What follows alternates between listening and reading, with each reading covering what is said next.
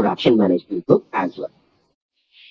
And always when I'm going to configure that, so I must configure that the top level management group like Tailwind is set, and I must try to align it with my organizational structure. As we notice in the slide that in my organization, there might be three different departments, and department wise we are creating the management group like that.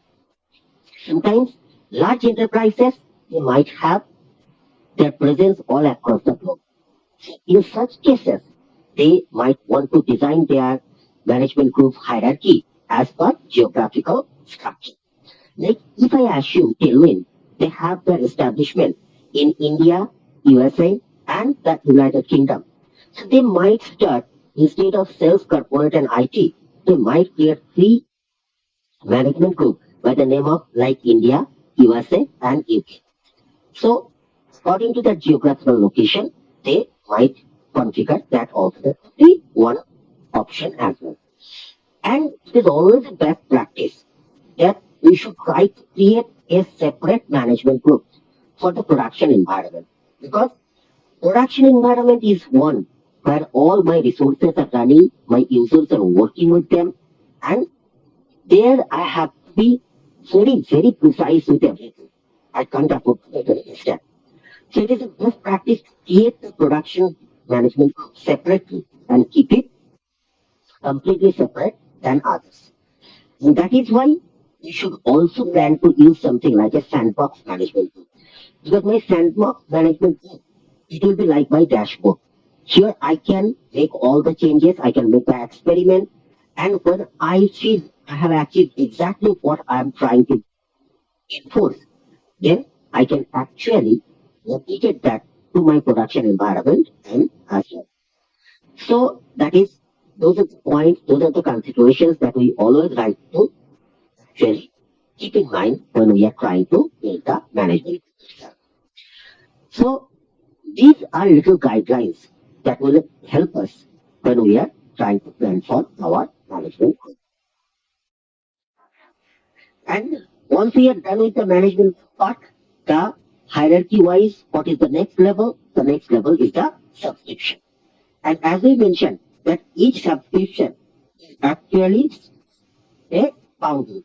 And basically, you can think about them like containers also, because they serve as the unit of management and they serve as the dealing boundary for us. So any subscription that we work with assume some resources and a quota of resources for that. And when we try to work with this subscription, I can actually say use this subscription for managing the cost and also deploying my resources at the same time. Basically, when we are thinking about the subscription, there are different type of subscription that we can have. Depending on the organizational requirement, there could be a direct enterprise level agreement between Microsoft and my company. That type of subscription is typically called, say, the enterprise agreement. Some organization, particularly for their test and development environment, they might want to use the resources and they might want to pay a certain amount of money only for those resources. But in case of enterprise agreement, challenge is it is an agreement between Microsoft and my company, and we are having to pay certain amount of money upfront to Microsoft, like an advance payment.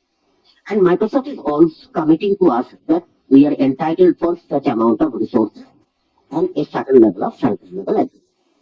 Now, for my test and development environment, I might not need such amount of resources. That is why we could go for a pay-as-you-go subscription for my test and development environment. For learners, for students, Microsoft have free subscription as well. So there are different type of subscription, and there are a few things which is always common with any type of subscription that we work with. Firstly, subscriptions they allow us to organize specialized workload, and whenever required, we are able to scale them within that subscription limit. So whatever quota of resources has been granted to us, we can actually scale up to that limit.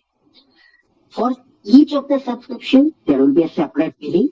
Therefore, it becomes a very simple task for the organization or the concerned person to track for production environment, how much we are spending, for the test and development environment, how much we are spending. And policies, because organizational policies are very, very important. So if we want to enforce certain policies on a particular subscription, and we don't want to use those policies on other subscription, that also is one of the reasons where different subscriptions are required and they help us all the time. And also we can manage the cost for our organizational resources. So those are the features that we have with the subscription. Now, when you are planning to take the subscription, how you are going to design and work with multiple subscription within your organization, so there are certain considerations that we have to remember.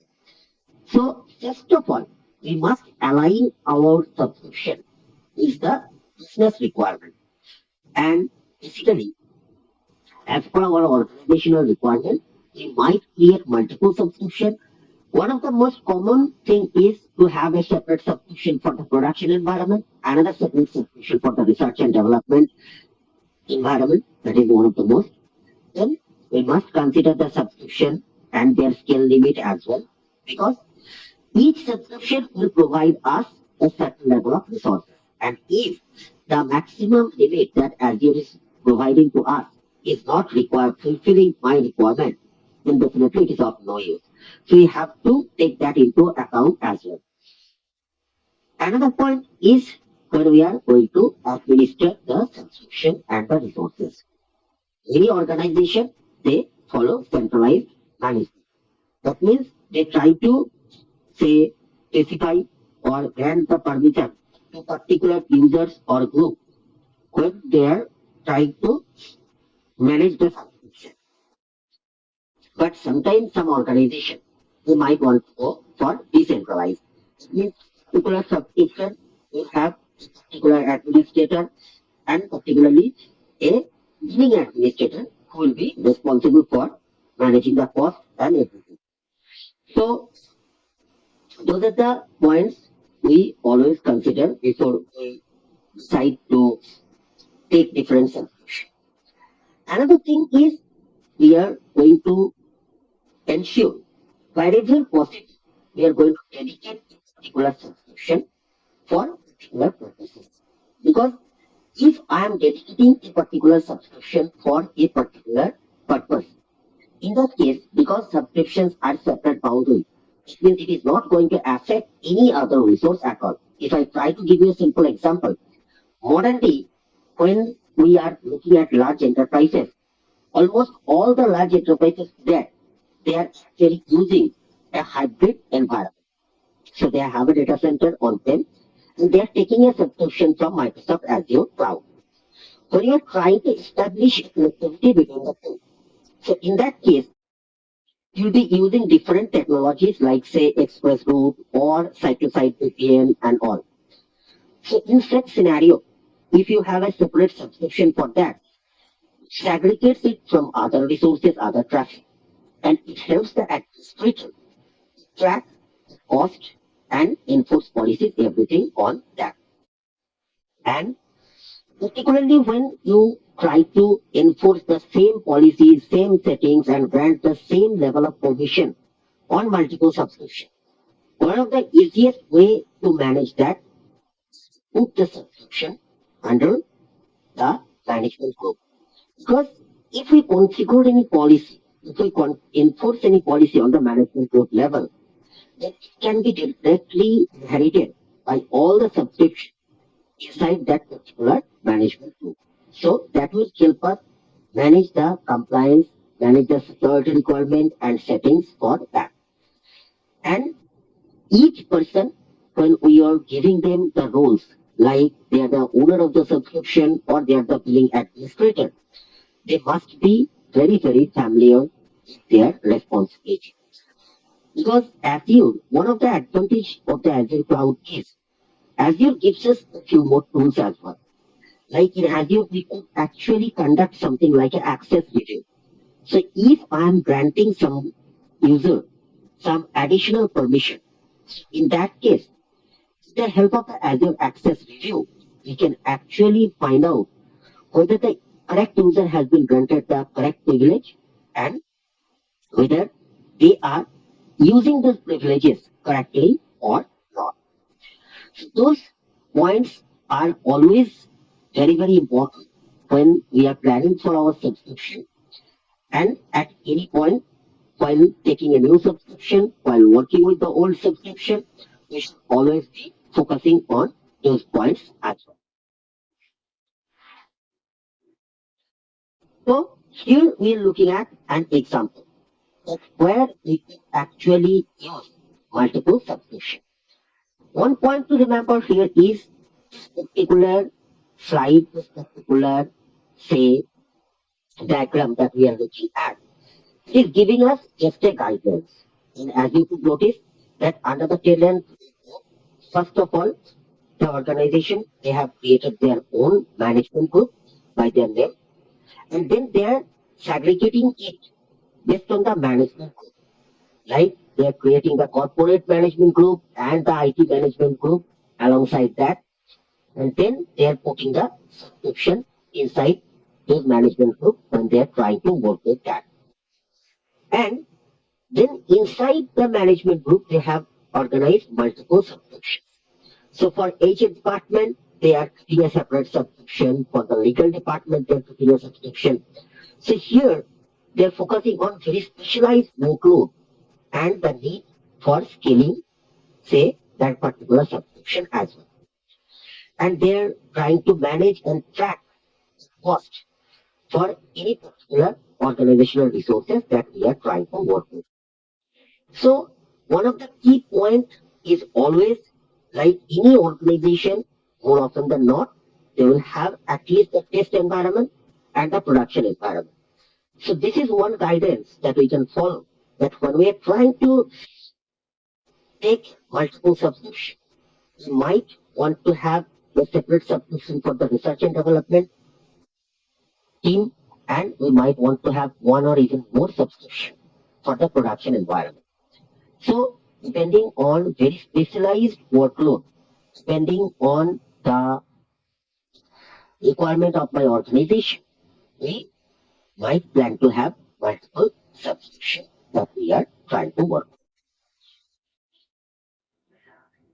Now, as per the hierarchy, after the subscription, we got the resource group. And as we mentioned, that resource group, they are also a logical container into which any Azure resources to be deployed and managed. And with respect to Azure Cloud, what do we call a resource? Any piece of service is treated as a resource. That means a virtual machine is a resource, a database is a resource, an application is a resource. So we treat them as resources. And when we are trying to work with these resources, many of those resources might be dependent on each other, might be related to the same solution that we are trying to work with. So in this case, organizing those resources into resource groups and managing those resources through the resource group makes the management of resources much more simpler for the administrator when he is trying to administer those resources. And particularly when we are looking at the resources, these resources can be organized in a single resource group or multiple resource group as well. Basically, when we try to build the resource groups, we have to remember one or two points. Like we try to place the resources which are of similar use or which are in the similar location or which are in the similar type, which should be put inside a single resource group. And primarily when we are trying to build the resource group, we try to follow that simple logic that several resources are interrelated to each other. We try to put them in a single resource.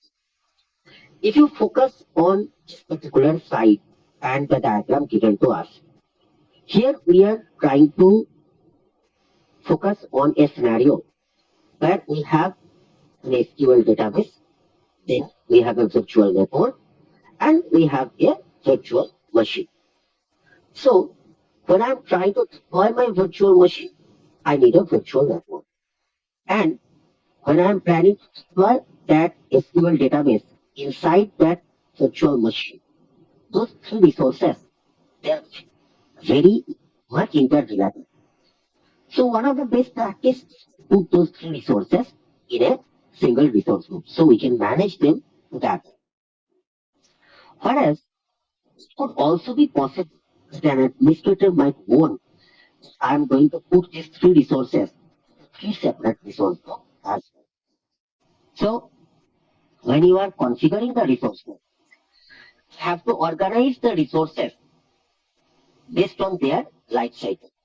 Because one of the most important thing about the resource group is all resources inside a single resource group, they share the same life cycle.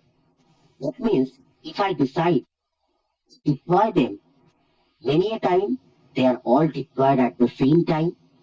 And when I decide that I no longer need this resource group and we decide to delete that resource group, all the resources inside that resource group will simultaneously be deleted. So all resources within the same resource group, they share the same life cycle. That is one of the key points to remember about the resource. Another thing is why the resource group is so important.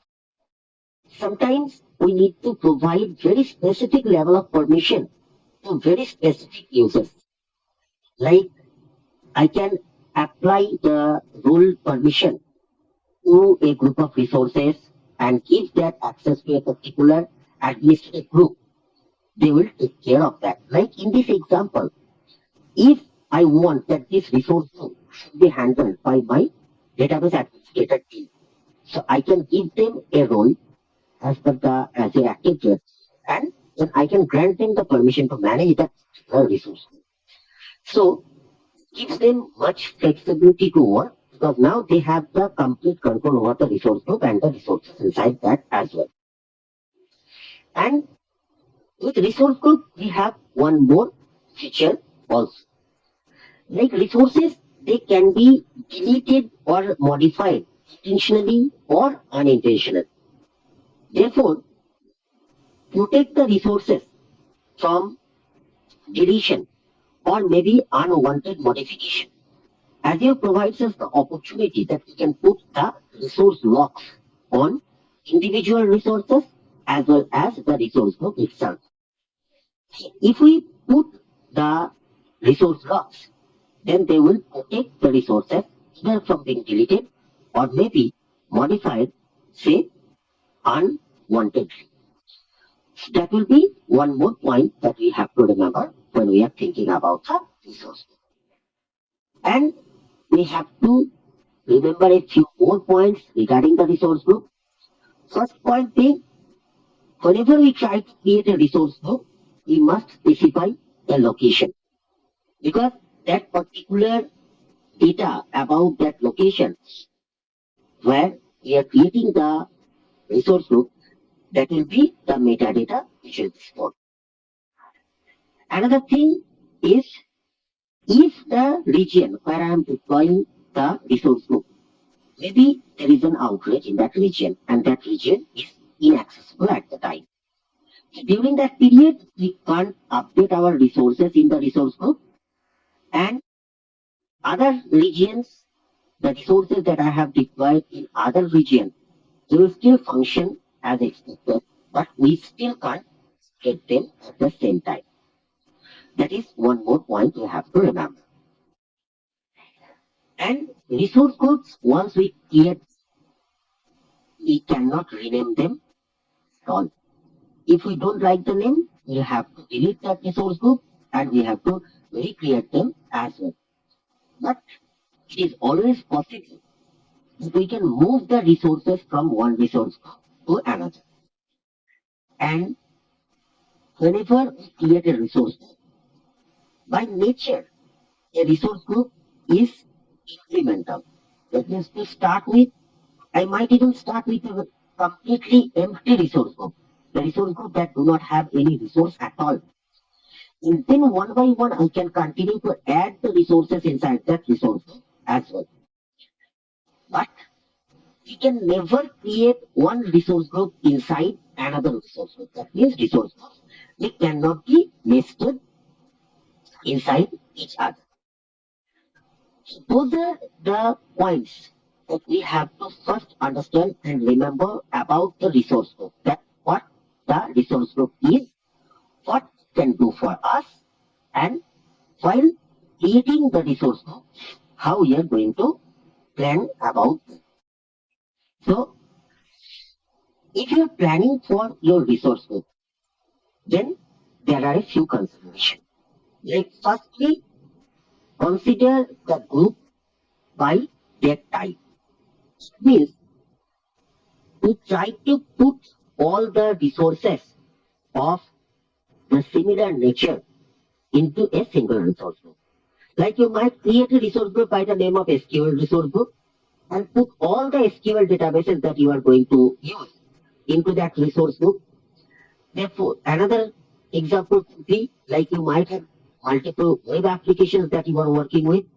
So in that case, you might create a separate resource group for the web application, give it the name web app resource group and put all the web application inside that.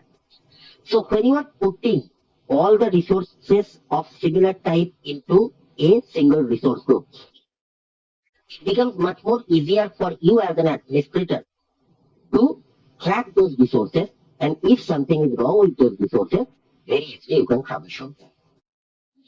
Another thing, another approach could be like based on application. Like an application, they might have multiple components. Like some very common example, like an application might have the web app, it might have a database, it might have a virtual machine. So depending on every single app, you might want to create a separate resource group and then you put their relative resources into each of their resources. That could be one more option, that could be one more way to deploy and manage the resource group. Another approach could be depending on your department or say location or by the billing person. Like all the resources that belongs to your finance department, you might create a completely separate resource group for that and put those resources there, and you can further configure role-based access control. So only if you selected people will have those access to those resources and you can protect them.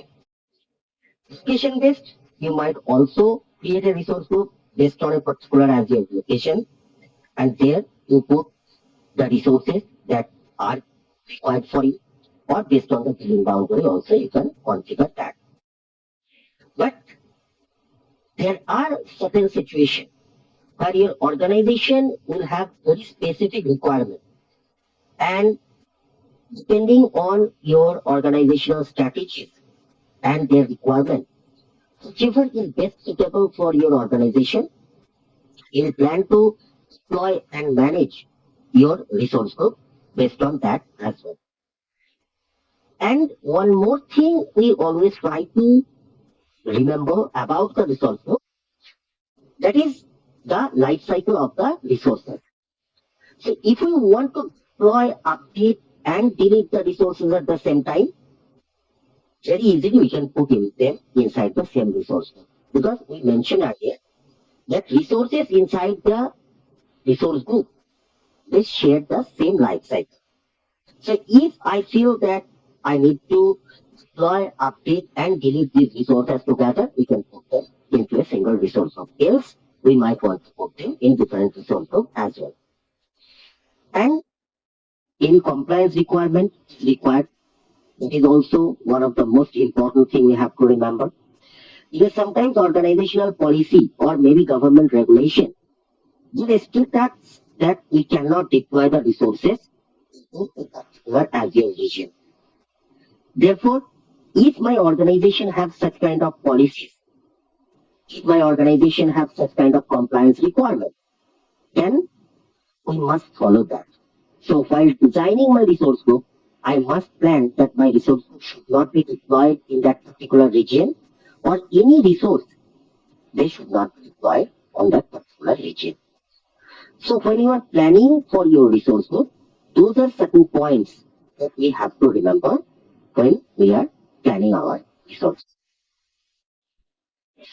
Now, resources, they are the, say, smallest unit within our hierarchy. Top of the hierarchy, there is management group. Under management group, we have subscriptions. Under subscriptions, we have resource group. And under the resource group, we have individual resources. So, individual resources, again, I am giving you the same example. Any piece of service that Azure is providing to us is there as a resource. Like a virtual machine is a resource, a database is a resource, a disk is a resource. So, we have those resources. Now, regarding resources, whenever we are working with any resource, we have to pay a certain amount of money for that. And that is why cost management is very, very important for us. One of the technology that we use for tracking the cost, particularly related to the resources, is something called resource tag. So the resource tag, they are one more way to organize your resources. The tags, they will provide some additional information about your resources. So one thing we have to remember regarding the resource tags, resource tag is not something which gives us any type of technical benefits. Technically, resource tags, they do not perform any task at all. Rather, they provide us the opportunity to organize the resources in a better manner. And when we try to track the cost associated with a group of resources or a type of resource, they help us in that manner. Technical side, resource tags, they do not play any part. And before starting or using a resource tagging within our organization, one of the consideration is that what we are trying to achieve actually. Because if the tags are to be used only for reporting and billing purpose, then we should be configuring the tagging in a way, or I want to use the tag to enable more effective searching of my object. In that case, the tag could be used in another way. And if sometimes I'm trying to deploy and manage my resources through scripts or templates, in that case also, you can use the tags in a completely different way.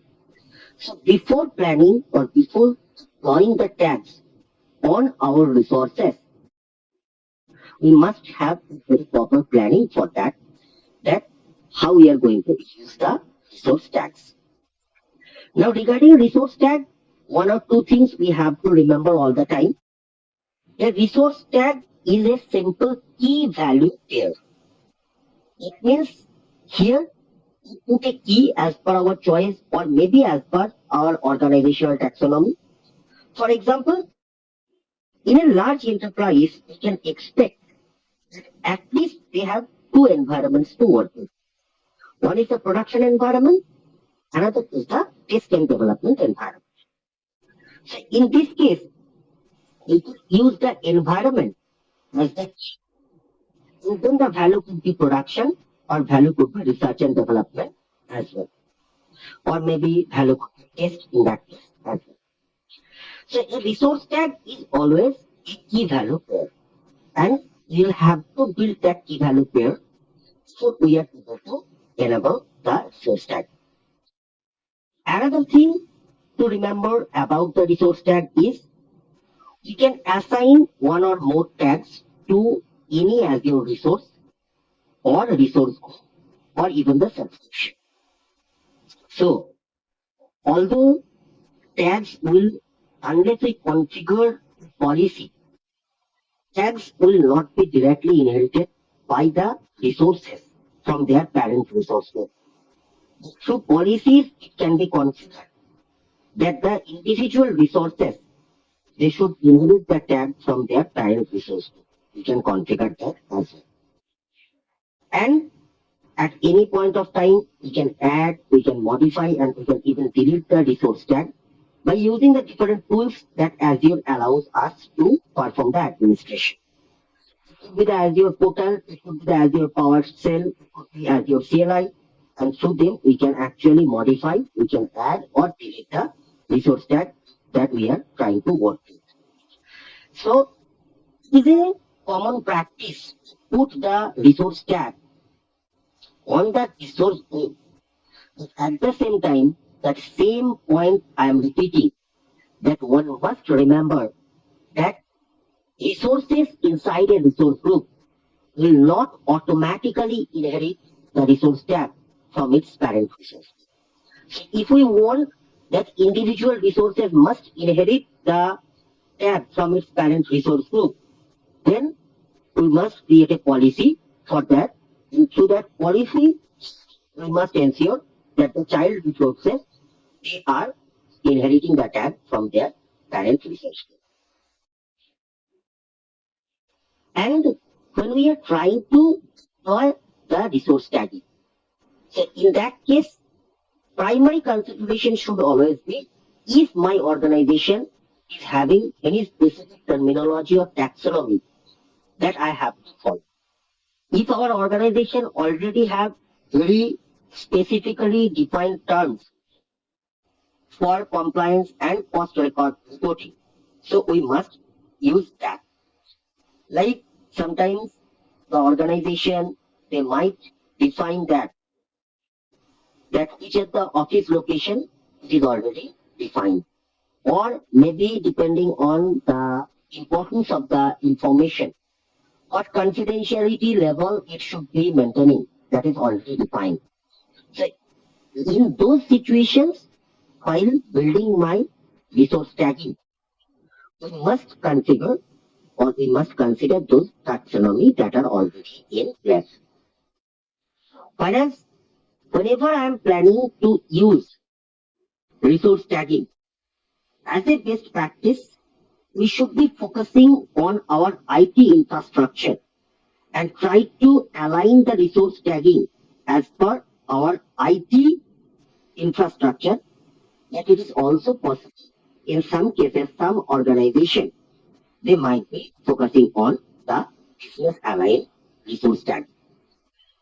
Like if I try to make it a little more detailed, so if someone is trying to build the resource tagging based on their IT organizational requirement or IT infrastructure, if it is aligned with their IT infrastructure.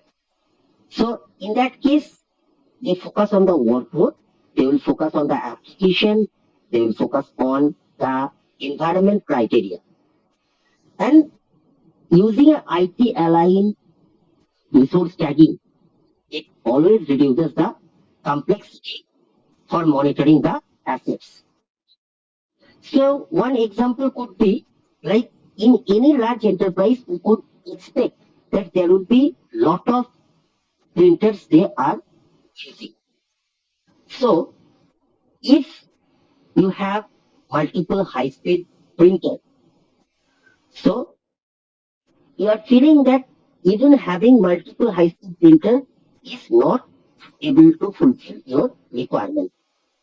In such a case, you can query using the resource tagging and then you can find out their performance that will allow an administrator to decide whether to purchase new printers or not. IT aligned tagging is much more helpful for the administrator. Whereas some organization they can go for business aligned tagging as well, because that approach focuses on accounting and the business requirement, cost responsibility. So who is the responsible person for managing the cost in all? In that case, we can go for a business aligned ID tagging as well. So in that case, like say, if you are your marketing department, they say need to take a print of many handout which they actually circulate to users or maybe customers. In that case, you might want to use that kind of an alignment, that kind of an tagging will allow you say track if you need to purchase more printer or not. So business aligned can also be one more technology, one more method which we can actually follow. So that is the thing, and we have to remember the type of tagging that is required. Like sometimes we can go for the tagging based on the functions that they use. Like for applications, you could use say the keys, like the application, its name, like not the name, the type of application. Like say in my organization, there might be some applications that are used for searching for the resources and all. So we could use the key as application, and maybe there is an application which is known by the name of say product search. So that could be the one.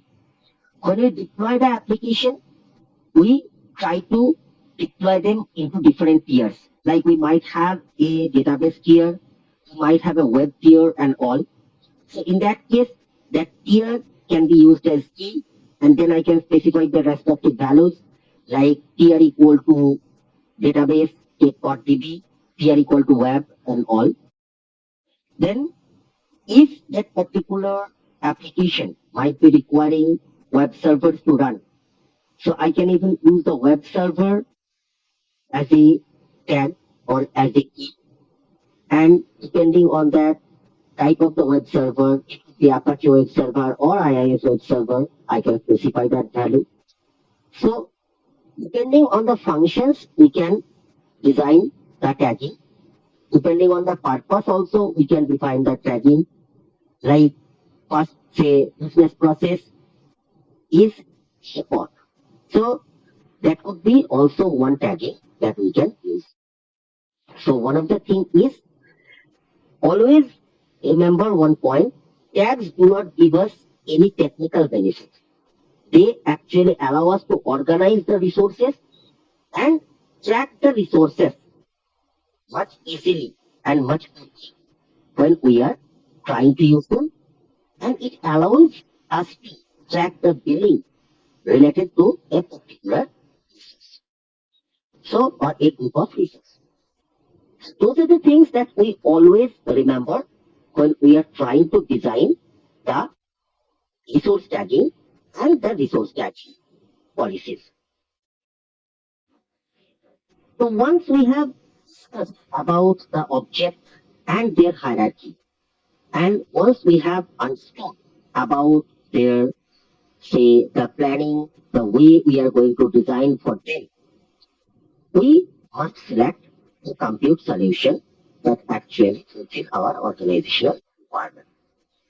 If when we are talking about a compute solution, one of the most important thing is to understand which solution fulfills our requirement the most.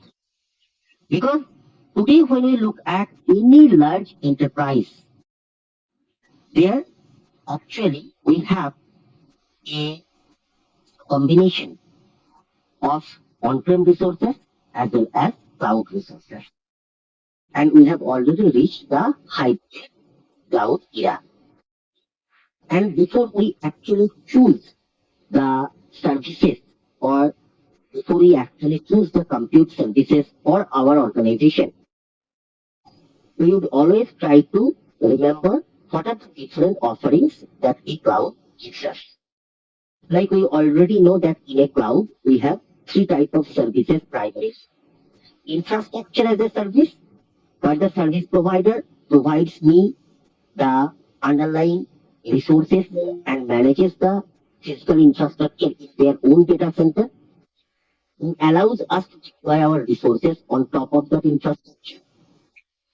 Azure virtual machines, they are very good examples of infrastructure as a service. The second common offering is platform as a service, where the cloud service provider, they not only provide us the underlying physical infrastructure, but also they provide us the platform on top of which we are able to deploy and run our applications. Like Azure App Services, Azure Container Instances, Azure Kubernetes Services, they are very good example of the platform as a service offering. And we have the software as a service offering, where not only the physical infrastructure or the platform required for running a particular application, even the application is managed by the cloud service provider. Microsoft Office 365 is a very good example of a platform as a service offering from Microsoft.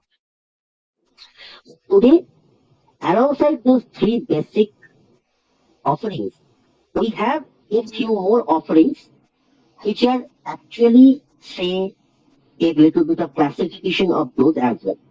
Like we today have the Kubernetes service as an offering, which is a PaaS service. Then we have the container instances and all. We have the Azure Batch, which is also a PaaS service.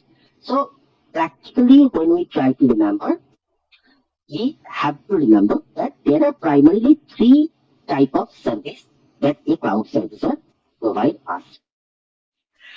Now, when we are trying to choose which particular compute service will be suitable for our organization, then we first have a guideline. This particular diagram that we are discussing here is providing us a high level guidance on when to select a particular compute option. And this is just like a reference, this is just like our starting point. Basically, when we look at this particular diagram, you might notice that we are trying to achieve something which is called a cloud optimized strategy, because we are trying to migrate our workload from on-premises to the cloud. And if we are talking about a cloud optimized, then we have to consider a lot of things. Firstly, we know that when we are using a cloud optimized strategy, any application can actually take advantage of the native features that are built into the cloud, like the backend management will be done by the cloud service provider and all. So those advantages we are going to get. But many organizations, they have their on-prem data center. And for many years or maybe many decades, they have been deploying and running their, say, application from their on-prem data center.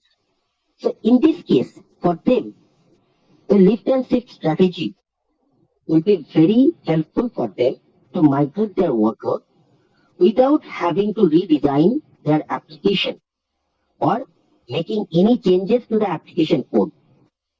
And lift and shift always helps an organization keep running their application with a minimal amount of change and having minimal amount of service option for their user.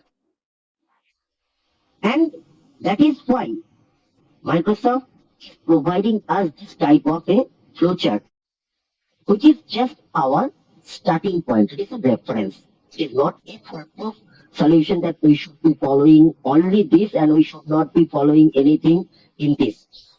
So definitely we have to perform ourselves a very detailed evaluation of the services to determine if it is fulfilling our requirement, and we have to analyze that as well.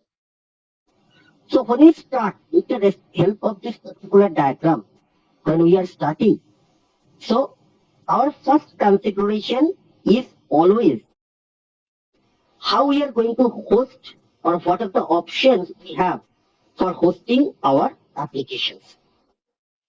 And basically, we discussed earlier that for hosting the solution, the Azure cloud, it has three options available to us: infrastructure as a service, platform as a service, and say software as a service.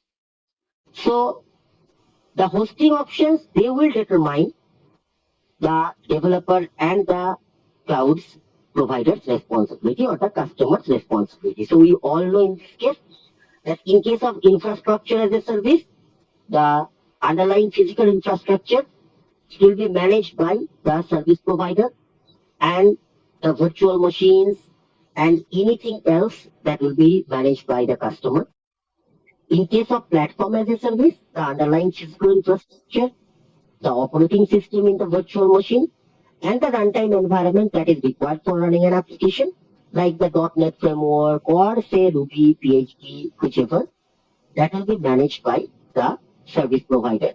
The application code, the user access, their permission, they have to be managed by the say customer. And when we talk about software as a service, so the underlying physical infrastructure, the operating system in the virtual machine, the runtime environment, and the application code, all those things they will be managed by the service provider. Whereas the customer, their responsibility will be to manage the data and the function associated to that, the permission of the user who are allowed to access that application, exactly what level of permission is granted to them, all those things they have to be managed by the. Now, when we are talking about deploying our application, so here in this particular diagram, when we are focusing on, first thing is whether we are going to lift and shift or the compute optimized. So if you are thinking about a lift and shift, as we mentioned, lift and shift is actually allowing us to migrate our applications to cloud without needing to rehost or without needing to make too many changes to the application code. And it is migrating our workload without redesigning the application or making any code change. So when you start with the help of this particular diagram, we find that the first question is always whether to migrate or whether to build new. So if we want to build new, in that case, do we require complete control? If we need complete control, infrastructure as a service is the best choice. Because infrastructure as a service gives us more control compared to any other cloud offering. So Azure virtual machines, which are examples of infrastructure as a service, because we wanted complete control, we can use that. Whereas if we wanted to migrate, in that case, whether we are able to lift and shift or we are going to use compute optimized.